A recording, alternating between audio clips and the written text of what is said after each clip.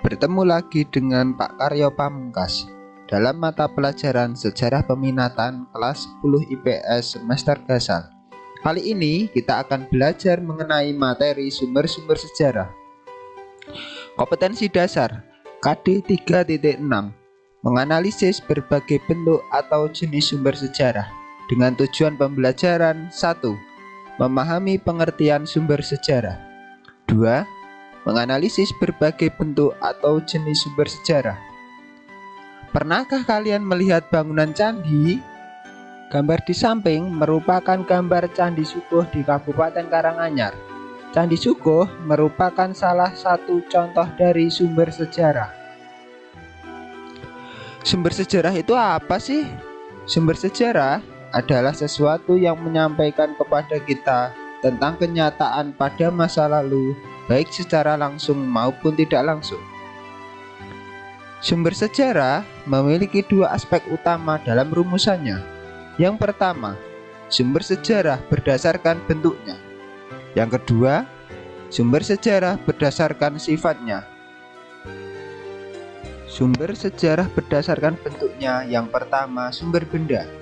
Sumber sejarah yang diperoleh dari peninggalan benda-benda kebudayaan. Contohnya, bangunan candi, gerabah, kapak. Yang kedua, sumber tertulis. Keterangan tentang peristiwa masa lalu yang disampaikan secara tertulis dengan menggunakan media tulis seperti batu dan kertas. Contohnya, surat kabar, naskah kuno, prasasti, dan lain sebagainya. Yang ketiga, sumber lisan.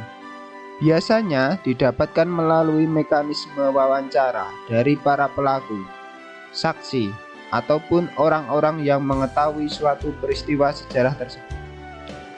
4. Sumber visual audiovisual.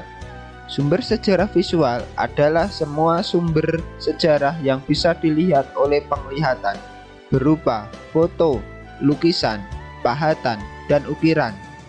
Contohnya, lukisan manusia purba di dinding-dinding goa.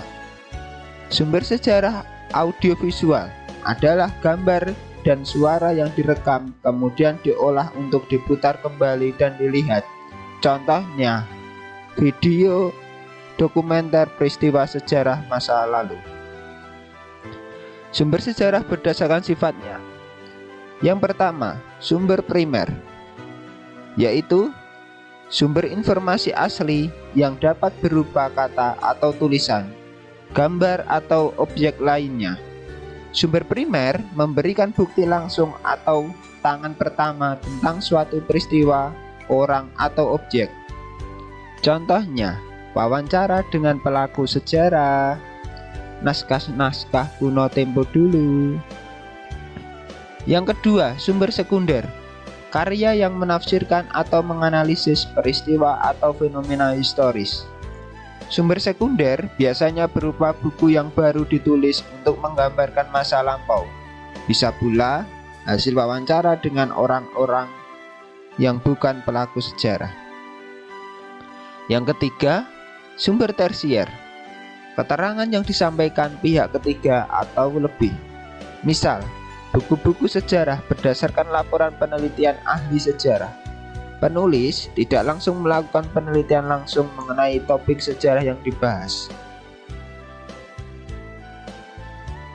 Seperti proceeding dan juga ensiklopedia. Selanjutnya,